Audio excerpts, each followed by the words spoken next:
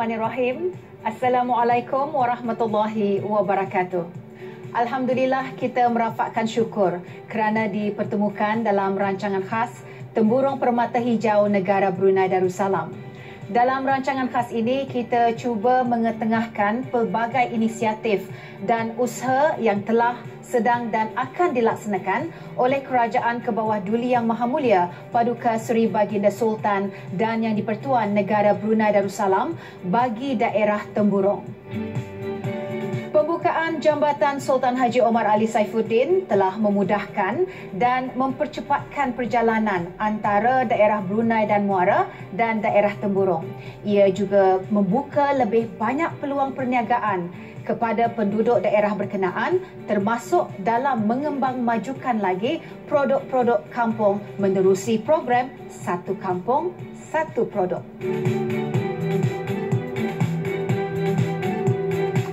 Dalam bidang agama, usaha-usaha mengukuhkan lagi syiar Islam akan terus diberi keutamaan walaupun jumlah penduduk daerah Temburung tidak begitu ramai. Ini dapat dilihat dari prasarana dalam bidang agama yang lebih banyak berbanding nisbah penduduknya.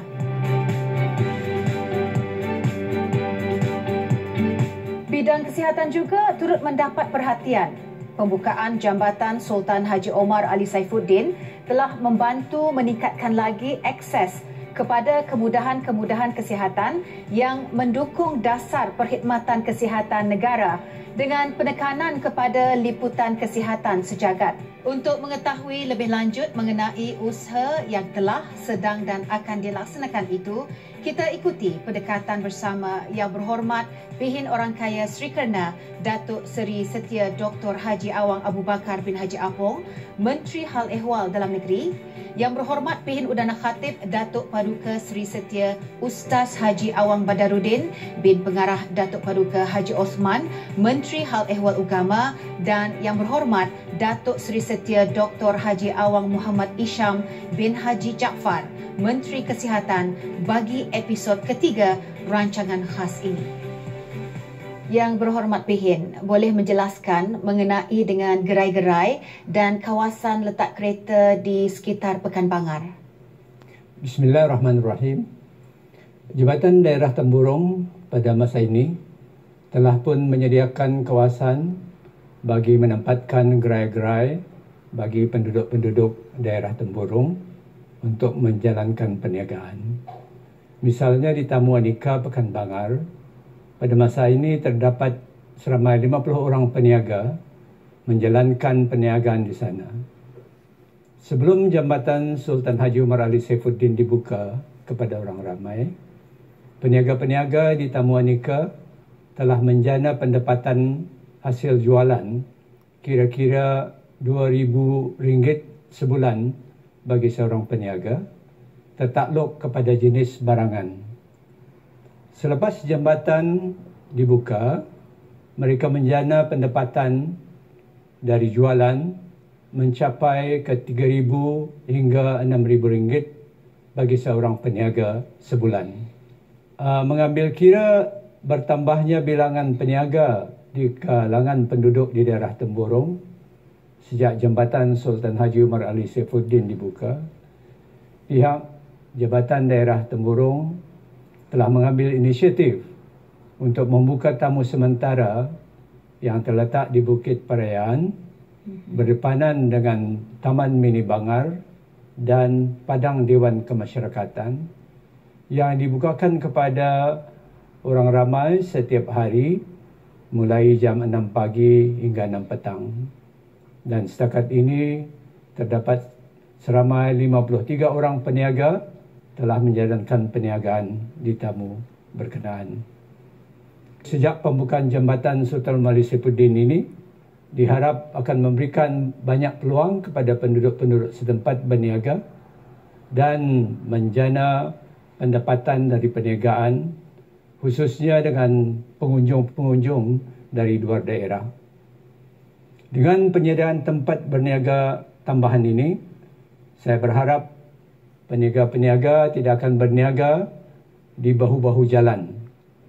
Jabatan Daerah Temburung berusaha dengan agensi-agensi berkenaan untuk kemungkinan dapat menambah kemudahan letak kereta di pekan ini. Mungkin Yang Berhormat Pihin boleh mengongsikan mengenai peranan pegawai daerah dalam merancang pembangunan dan kemajuan daerah Temburong setakat ini. Alhamdulillah, pegawai daerah adalah berperanan selaku perantara di antara kerajaan dengan penduduk-penduduk mukim dan kampung melalui pimpinan akar umbi, iaitu penghulu mukim dan ketua kampung, serta majlis perundingan mukim dan kampung bagi sama-sama menjaga hal ehwal kebajikan, kesejahteraan dan pemedulian anak buah kampung demi memelihara perpaduan, keamanan dan keselamatan di mukim dan kampung berkenaan.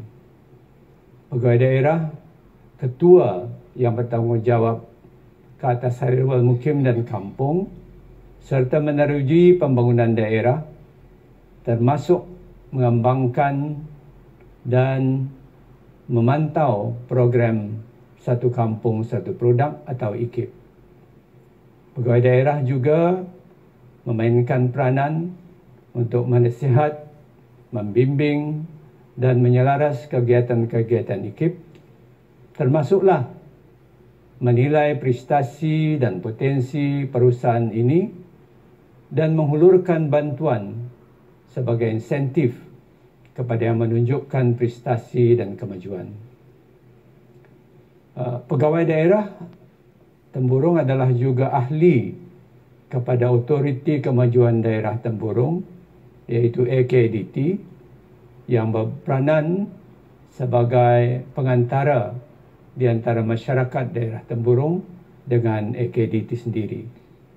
Jadi sebarang perkara dan isu yang berbangkit yang mempunyai kepentingan dengan pembangunan dan perkembangan fizikal dan sosial di daerah Temburong akan dihadapkan untuk perbincangan di mesyuarat AKDT melalui pegawai daerah Temburong.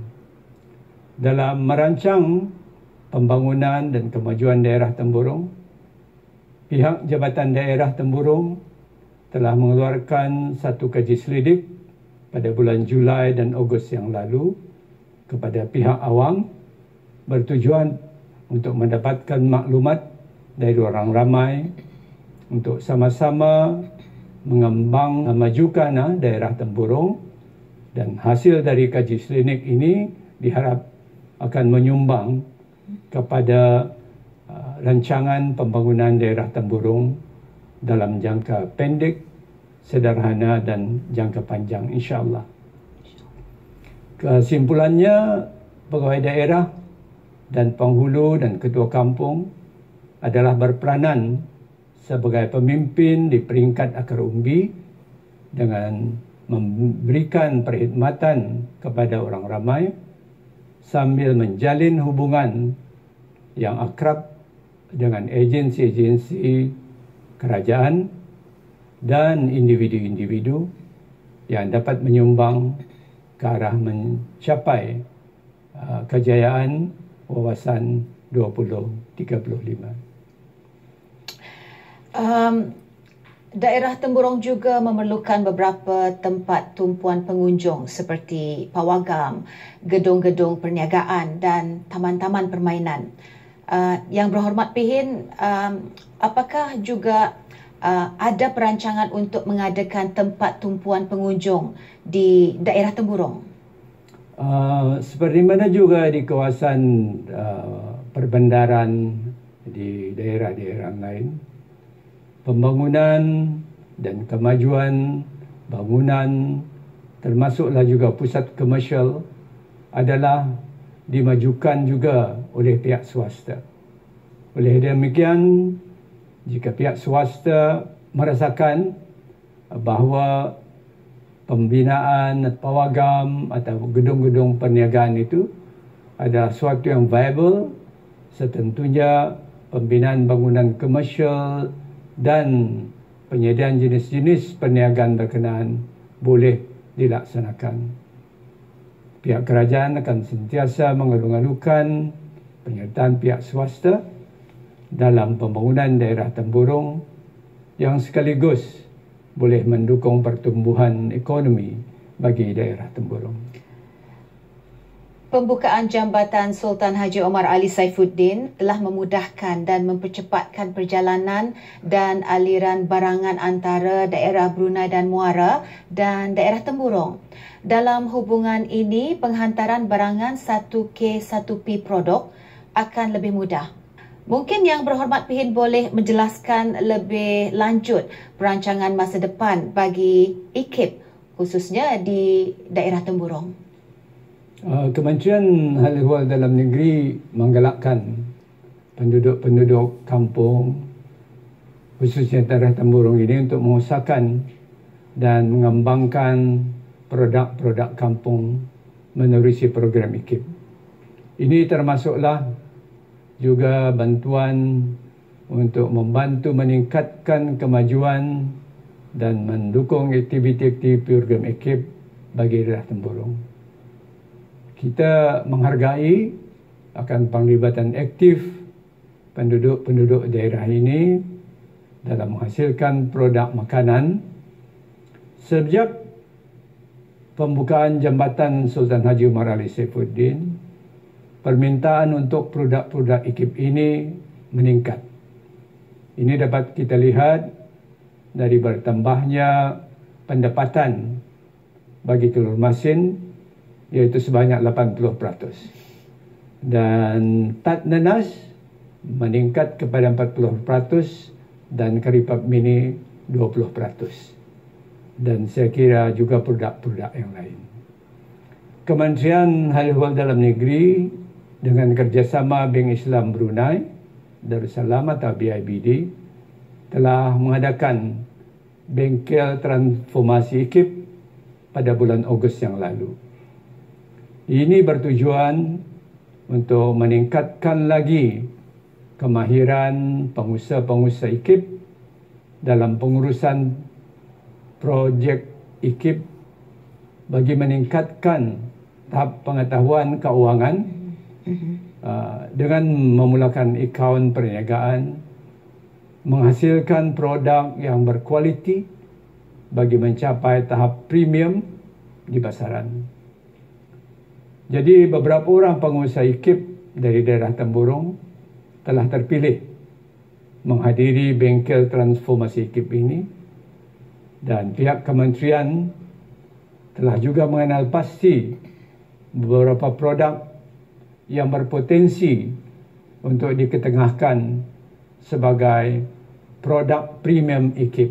Bengkel seumpama ini insya-Allah akan diharap dapat diteruskan untuk kesinambungan dan kelangsungan program IKIP. Salah satu kategori yang terdapat di dalam program IKIP ialah perkhidmatan dan ekopelancongan yang juga sudah menunjukkan potensi untuk dikembangmajukan di daerah tempurung ini. Antaranya di daerah ini terdapat sebuah homestay yang dikenali sebagai homestay Lubuk Batu Mas yang terletak di rumah Panjang Kampung Sibut yang terkenal di kalangan pengunjung-pengunjung baik dalam maupun luar negara. Homestay ini pernah memenangi anugerah Homestay ASEAN pada bulan Januari 2016. Homestay di Kampung Sibut pada masa ini menjana pendapatan lebih daripada RM1,000 sebulan dan sentiasa menerima kunjungan khususnya di kalangan pelancong dalam negeri. Sementara itu, 13 buah lagi pondok memancing yang diusahakan oleh Majlis Perundingan Kampung Belais dan Buda-Buda juga menerima permintaan yang tinggi dan sangat menggalakkan dari orang ramai. Sejak pembukaan Jambatan Sultan Haji Omar Ali Saifuddin, pendapatan yang diterima adalah melebihi RM3,000 sebulan dibanding dengan pendapatan sebelum jambatan dibuka, iaitu sebanyak RM2,000 bagi ke-13 buah pondok memancing ini. Dalam hubungan ini, Kementerian Haluan Negeri sentiasa berusaha untuk mempromosi dan mempelbagaikan lagi produk-produk IKIP bagi menjadikan daerah Temburong ini sebagai destinasi yang menarik untuk dikunjungi. Adalah diharapkan kampung-kampung lain di daerah ini juga akan dapat membuat apa juga aktiviti yang berpotensi mengikut kampung masing-masing. Terima kasih Yang Berhormat Pihin.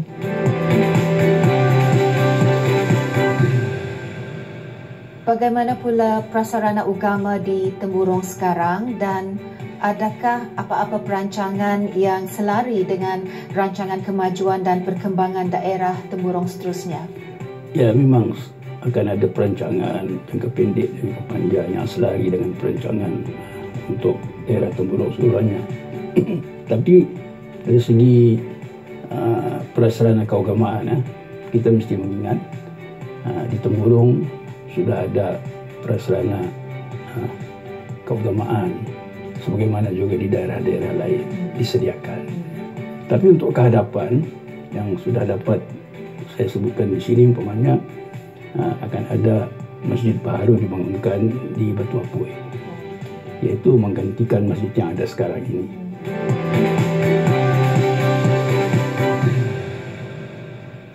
Kita mengetahui sejak adanya jambatan Sultan Haji Omar Ali Saifuddin yang menghubungkan daerah Temburong dengan daerah Brunei dan Muara dan seterusnya dengan daerah-daerah lain juga, telah banyak diperkatakan mengenai perancangan untuk perkembangan dan kemajuan daerah Temburong. Bagaimana impak perkembangan kepada penduduk daerah Temburong yang jumlahnya tidak ramai, khasnya dari aspek kegiatan keagamaan, di mana daerah itu mempunyai ciri-ciri khas dalam gerakan dakwah tersebut? Tentu saja ya, impaknya itu semua ada positif atau negatif lah. Tapi kita lihatlah kepada aspek yang positifnya, memang biasa. Tapi kita ni jangan lupa, Temburong kalau kita bercakap dari segi impaknya kepada keagamaan, kehidupan keagamaan, khasnya mengenai ciri-ciri khas dakwah dan sebagainya, kita mesti mengambil kira penduduk Temburong itu sedia asli dengan penduduk Brunei asli, yang tidak saja beragama Islam. Walaupun penduduknya sekitar 10 ke 11 ribu pada masa ini, dalam statistik penduduk 77% adalah Muslim. Tetapi yang lain-lain itu ada dengan agamanya, dan ada juga yang masih belum memegang agama. Jadi mereka ini hidup dalam aman dan harmoni, dan ini sangat dihargakan oleh mereka dan juga oleh kita di Brunei seluruhnya. Jadi kehidupan beragama di sana itu seperti yang adanya sekarang ini tidak akan terjejas kalau adanya semangat ini kekal. Semangat penduduk daerah Temburong kekal untuk memelihara keharmoniannya itu. Ya, tentu saja kita akan berhati-hati. Bukan saja kita orang Islam, bahkan mereka juga yang bukan Islam untuk menjaga apa yang menjaga, berhati-hati terhadap pengaruh-pengaruh dari luar. Ya, kita dalam soal keselamatan dan keamanan, kita sekalipun berbeda pegangan agama dan kepercayaan, tetapi kita mempunyai kepentingan bersama untuk hidup dalam aman dan selamat. Dan kita dalam berbeza agama, berbeza bangsa dan puak kaum, tapi kita adalah rakyat dan penduduk yang tak setia kepada raja dan kepada tanah air kita Brunei. Dan ini adalah pegangan kita. Sifat-sifat yang bahawa kita majoriti Islam, majoriti Muslim, mempunyai kuasa kerajaan dan sebagainya, telah dapat melindungi orang-orang yang bukan Islam. Dan kita buktikan itu. Dan itu menepati ajaran agama kita. rahmatan lil alamin namanya. Rahmatan bukan saja kepada orang Islam, tapi juga kepada alam seluruhnya, termasuk bukan Islam, termasuk alam sekitar. Yang sekarang ini kita menjaga alam sekitar dan sebagainya. Satu misal saya boleh ambil contoh ya. Di rumah panjang. Di rumah-rumah panjang itu kerana ada kejayaan dakwah Islam lah. Ialah ada sudah keluarga yang masuk Islam. Ada masih keluarga yang belum masuk agama Islam. Jadi masing-masing akan mengamalkan agamanya. Kerana mereka itu mungkin berkeluarga, bahkan barangkali adik-beradik. Kerana pengalaman kami dalam dakwah misalnya, ada yang masuk Islam anak dan cucu-cucunya, tapi bapa dan ibu bapanya masih belum lagi. Tapi diajarkan kepada yang Islam hubungan kekeluargaan tidak putus kerana perbezaan akidah. Malah tanggungjawab anak kepada indung bapa masih ada, selama mana indung bapa tidak menyentuh, artinya menjejaskan akidah kita. Jadi mengenai kehidupan beragama ini, sekali lagi saya ingin menekankan supaya kita sendiri orang Islam jangan mudah terasa terancam.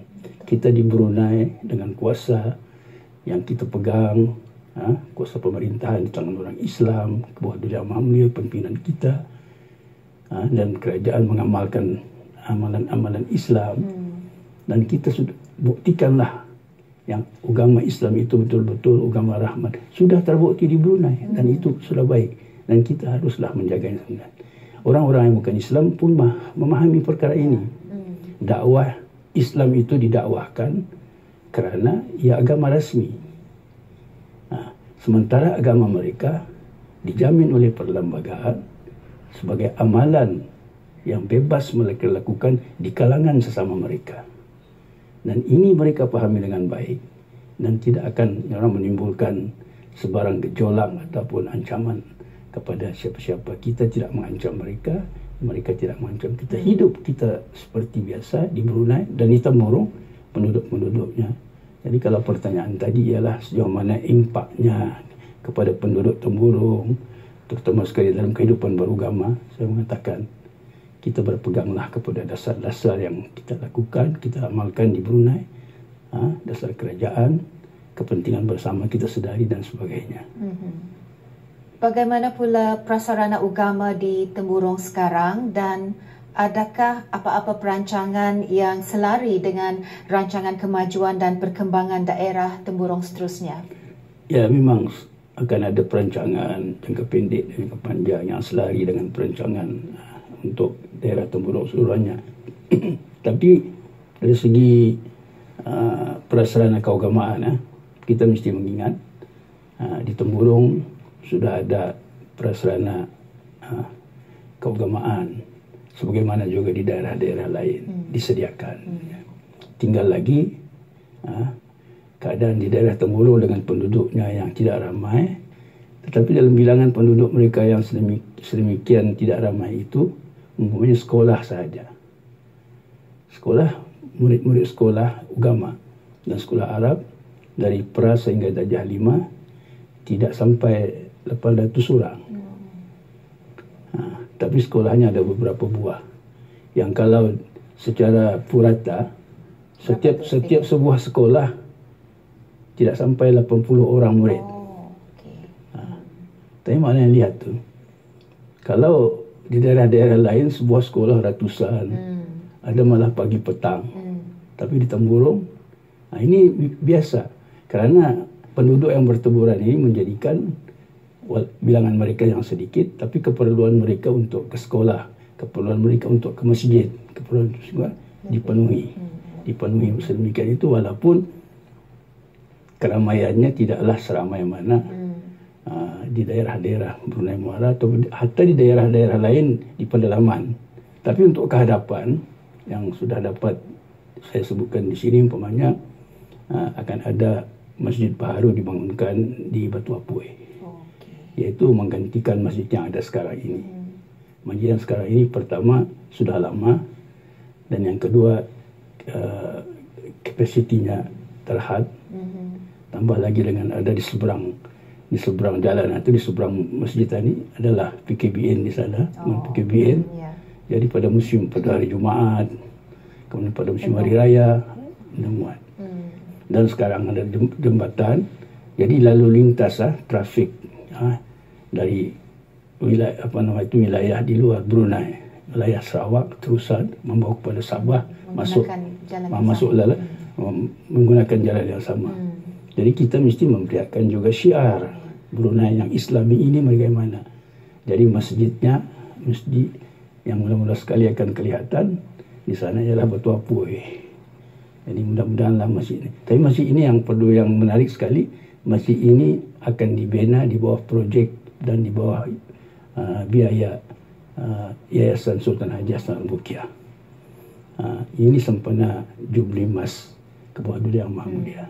Jadi yayasan akan membangunkan masjid ini, walaupun pada asalnya di bawah rancangan kerajaan untuk membangunnya, tapi selaraskan untuk dibangunkan sebagaimana dirancang oleh kerajaan, tetapi dibiayai oleh yayasan dan mengambil sempena peringatan Jubli Emas. Selain itu ialah juga kalau dari segi ibadat, dia tempat ibadat masjid lama yang ada di Pekan, Masjid Utama Muhammad Saleh di Pekan Bangar, sudah lama, lebih 50 tahun umurnya. Keadaannya sekarang pun maknanya walaupun masih dapat dipergunakan, tetapi keadaannya di luar dan malah di dalam, tambah lagi dengan beberapa tambahan-tambahan dia diharapkan tidak tidak mengikut arsitektur yang sebenarnya, sehingga rupa bentuk masjid yang asal pun hilang. Jadi semua ini akan termasuk dalam perancangan untuk membaharui masjid tersebut. Dan insya-Allah ini akan menjadi keutamaan sesuai dengan persekitarannya yang sudah, tebingnya Pekan Bangar itu sudah lain. Kemudian dari segi membangun balai ibadat. Balai ibadat balai ibadat ada di Kampung Sibut. Sedia ada dengan balai ibadat yang dibina 20 tahun yang lebih dahulu daripada bahan-bahan kayu saja, dan akan dibina semula dengan suatu perancangan yang teratur untuk kira-kira dapat menampung lebih ramai, kerana penduduk di sana yang Islam sudah bertambah ramai, masuk ke generasi kedua Islam kalau di sana, alhamdulillah. Jadi begitu juga pusat kegiatan dakwah yang asalnya satu saja, tapi sekarang ini akan ada di Senukuh yang sudah pun lulus dalam perancangannya dan insya-Allah akan dibangunkan. Jadi hal-hal seperti ini perhatikan dari segi keagamaan, prasarana yang diperlukan akan dilakukan. Kemudian kegiatan keagamaan akan diteruskan dan ditingkatkan. Maka pembangunan yang sudah ada dirancangkan sedemikian itu, insya-Allah secara bertahap-tahap akan menjadi kenyataan.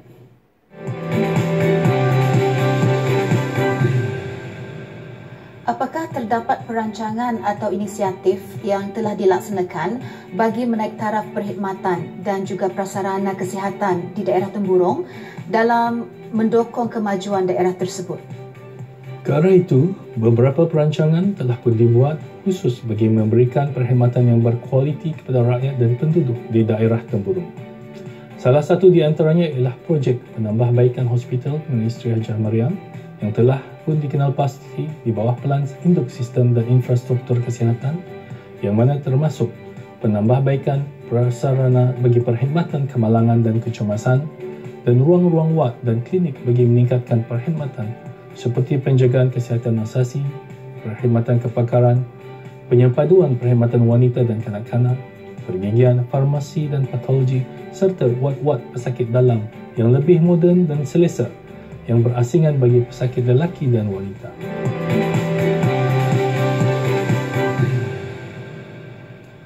Yang berhormat Datuk, dengan pembinaan jambatan Sultan Haji Omar Ali Saifuddin yang menghubung daerah Brunei Muara dan daerah Temburong yang telah dibukakan kepada orang ramai, bagaimanakah ianya telah dan akan menyumbang kepada penaiktarafan kesihatan penduduk negara Brunei Darussalam, khususnya di daerah Temburong, dan seterusnya menyumbang kepada pencapaian wawasan negara 2035? Bismillahirrahmanirrahim. Pertama sekali saya ingin melafazkan rasa syukur dan menjunjung kasih setinggi-tingginya di atas keprihatinan Kebawah Duli Yang Maha Mulia Datuk Seri Baginda Sultan dan Yang di-Pertuan Negara Brunei Darussalam, kerana dengan limpah dan kurnia baginda yang sentiasa peka dan pemedulian terhadap keperluan dan kesejahteraan rakyat dan penduduk di negara ini, maka terbinanya jambatan yang menghubungkan antara daerah Temburong dengan daerah Brunei Muara, yang mana telah pun menampakkan beberapa kemajuan dari segi kemudahan perjalanan, terutama sekali dari segi perkhidmatan kesihatan yang disampaikan kepada seluruh rakyat dan penduduk di negara ini. Antara kemajuan penting yang mula menampakkan perkembangan positif ialah penghantaran pesakit dari daerah Temburong ke Hospital Raja Isteri Pangeran Anak Saleha di Bandar Seri Begawan bagi menjalani rawatan tertiary yang belum terdapat di Hospital Pangeran Isteri Hajah Mariam Temburong. Penempatan perkhidmatan perubatan ambulans dan kecemasan secara tetap di Hospital Pangeran Isteri Hajah Mariam Temburong kini mampu menghantar lebih ramai pesakit yang memerlukan rawatan segera dalam masa sehari, sehingga 20 orang pesakit. Selain daripada pemindahan pesakit, pergerakan profesional dan kaki tangan kesihatan di antara hospital-hospital merentas daerah juga semakin mudah, yang mana membolehkan mereka memberikan perkhidmatan rawatan, perubatan dan pemeriksaan kesihatan yang lebih efisien kepada pesakit-pesakit di daerah Temburong. Pengangkutan keperluan-keperluan perubatan seperti ubat-ubatan, vaksin, peralatan dan consumables juga alhamdulillah kini lebih cepat dan selamat, yang mana merupakan salah satu keutamaan Kementerian Kesihatan dalam memastikan semua hospital-hospital kerajaan mendapat sumber yang optimal serta mencukupi untuk menjalankan operasi dan peranannya. Antara yang paling penting juga ialah perkembangan infrastruktur negara seperti adanya jambatan Temburong ini setentunya akan meningkatkan lagi akses kepada kemudahan-kemudahan kesihatan yang mana mendukung kepada haluan dasar perkhidmatan negara yang memberi penekanan kepada liputan kesihatan sejagat ataupun universal health coverage. Negara Brunei Darussalam telah dikenali sebagai negara yang mempunyai liputan kesihatan yang sangat tinggi sebanding dengan negara-negara maju di dunia ini, dan ini telah pun diiktiraf sendiri oleh Pertubuhan Kesihatan Sedunia, yang mana negara Brunei Darussalam mencapai indeks liputan kesihatan sejagat yang tinggi itu melebihi assessment skor 80 ke atas. Dalam situasi kecemasan pula, lebih-lebih lagi pada masa negara bergelut dengan penanganan situasi wabak COVID-19 pada masa ini, alhamdulillah dengan berkat dan rahmat daripada Allah Subhanahu Wa Taala juga, jambatan penghubung